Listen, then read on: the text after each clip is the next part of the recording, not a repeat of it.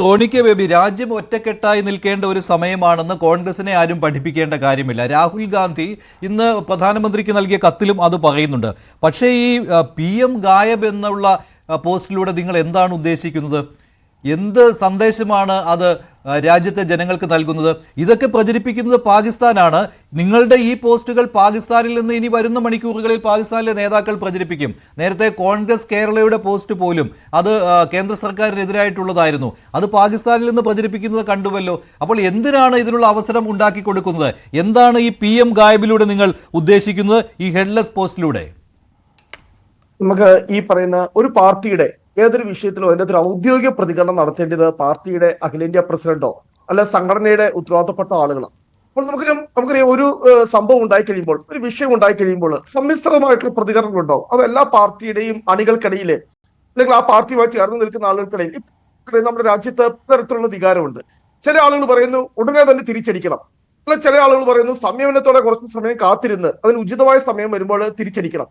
കാരണം നമുക്കറിയാം, നമ്മുടെ മുമ്പിലുള്ള ഒരു ഉദാഹരണമായി നമ്മൾ ചൂണ്ടിക്കാണിക്കുന്നത് 2019 പുൽവാമയിൽ ആക്രമണം ഉണ്ടായി.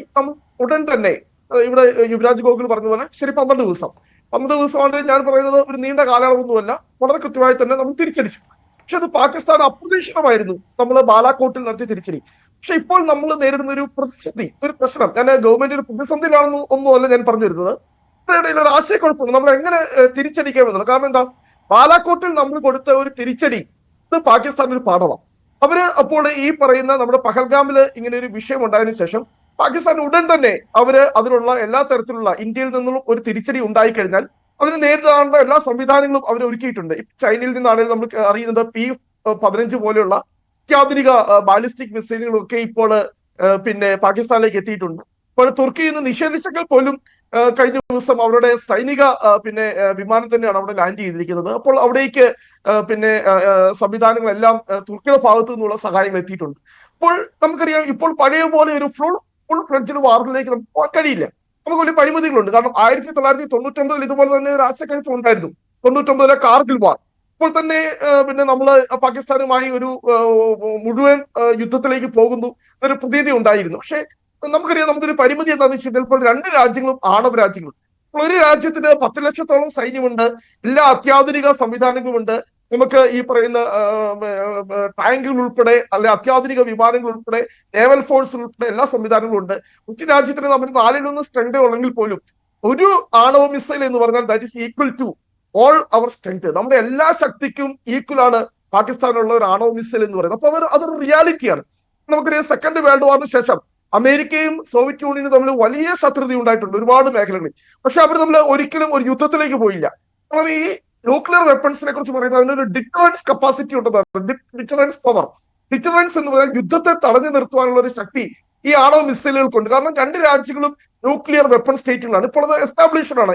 താങ്കളുടെ നിലപാടിൽ ഇപ്പോൾ രാജ്യം സ്വീകരിക്കുന്ന നടപടികൾ, കേന്ദ്ര സർക്കാർ സ്വീകരിക്കുന്ന നടപടികൾ, അതിൽ തൃപ്തിയുണ്ടോ ഇല്ലയോ? ഈ PM ഗായബിലേക്ക് വന്നു കഴിഞ്ഞാൽ അത് രാജ്യത്തെ രണ്ട് തട്ടിൽ നിർത്തുന്ന രീതിയിലുള്ള ഒരു പ്രചാരണമായി പോയി കോൺഗ്രസിന്റെ. കോൺഗ്രസ് ഔദ്യോഗികമായ ഒരു നിലപാടെടുത്തിരുന്നു. രണ്ടാമത്തെ ദിവസം തന്നെ പ്രമേയവും പാസ്സാക്കിയിരുന്നു, കേന്ദ്ര സർക്കാരിന്റെ നടപടികൾക്കൊപ്പം നിൽക്കാമെന്ന്. പക്ഷേ ഇപ്പോൾ PM ഗായബ് എന്നതിലൂടെ എന്ത് സന്ദേശം നിങ്ങൾ നൽകുന്നു എന്നതാണ്. അത് പാകിസ്ഥാന്റെ നാവായി നിങ്ങൾ പ്രവർത്തിക്കുന്നത് പോലെ തോന്നുകയുള്ളൂ. മഞ്ജുഷേ, ഇപ്പോൾ BJP ഭരിക്കുന്ന കേന്ദ്ര ഗവൺമെന്റ്, BJP ആണ് കേന്ദ്ര ഗവൺമെന്റ് നേതൃത്വം നൽകുന്നത്. പക്ഷെ BJPയുടെ സെൻട്രൽ ലീഡർഷിപ്പ് എടുക്കുന്നത് പോലെ കേന്ദ്ര ഗവൺമെന്റ് എടുക്കുന്ന തീരുമാനം പോലെ അതിന് വ്യത്യസ്തമായിട്ടുള്ള എത്രയോ അഭിപ്രായങ്ങൾ BJPയുടെ പല പ്രവർത്തകരുടെ ഭാഗത്തും ഉണ്ടായിട്ടുണ്ട്. പക്ഷെ ഇത് രാജ്യത്തിനെതിരെയായി പോകുന്നില്ലേ? കാരണം ഇത് പാകിസ്ഥാൻ ഉപയോഗപ്പെടുത്തുമ്പോൾ രാജ്യത്തിനെതിരെയായി പോകും. അല്ല, നമ്മൾ ഇതിനകത്ത് പാകിസ്ഥാൻ എന്ന് പറഞ്ഞുള്ളത് നമുക്കിവിടെ വിശ്വാക്കേണ്ട കാര്യമില്ല. കാരണം അവർ നമ്മുടെ ശത്രു രാജ്യമാണ്. അല്ല, പാകിസ്ഥാൻ അവരുടെ പ്രചാരണത്തിൽ ഏറ്റവും വലിയ ആയുധമാക്കി മാറ്റുന്നത് അത് വിദ്വേഷ പ്രചാരണങ്ങളായിരിക്കുമല്ലോ.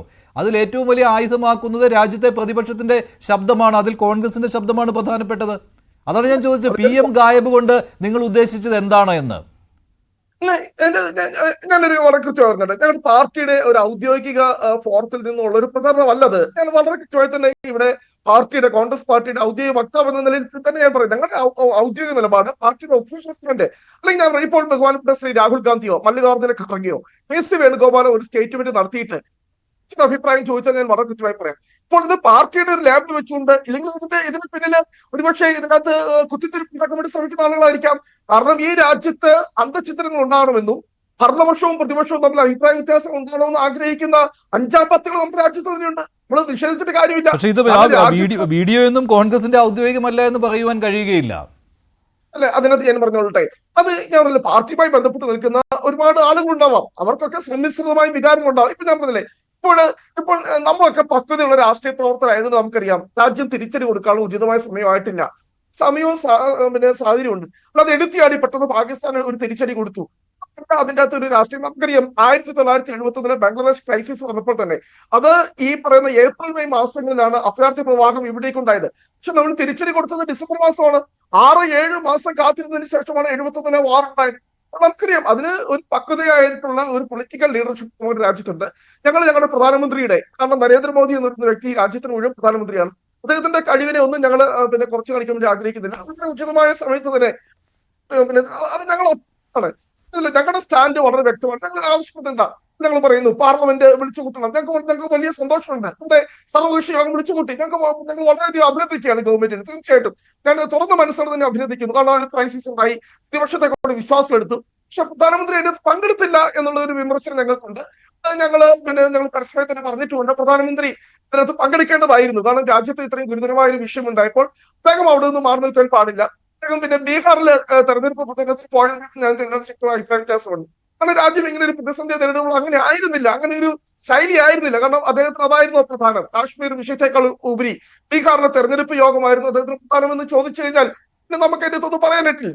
കാരണം പക്ഷേ ഞങ്ങളുടെ നിലപാട് എന്ന് പറഞ്ഞാൽ പാർട്ടിയുടെ ഔദ്യോഗിക നിലപാട്, ഇന്ത്യൻ നാഷണൽ കോൺഗ്രസ് ഔദ്യോഗിക നിലപാട്, ഞങ്ങൾ ഇതിനകത്ത് ഒരു അവസരവും ഞങ്ങൾ കാണാൻ വേണ്ടി ആഗ്രഹിക്കുന്നില്ല. ഞങ്ങൾക്ക് രാജ്യത്തിന്റെ സുരക്ഷ, ഈ രാജ്യത്തിന്റെ ഐക്യമാക്കേണ്ടത് അത് തന്നെയാണ്. ശരി, അതെല്ലാവരുടെയും മനസ്സിൽ അതാണ് വേണ്ടത്. രാജ്യത്തിന്റെ ഐക്യവും അഖണ്ഡതയും കാത്തു സൂക്ഷിക്കേണ്ട ഒരു സമയമാണിത്. ഒറ്റക്കെട്ടായി നിൽക്കേണ്ട സമയമാണ്. ശ്രീ യുവരാജ്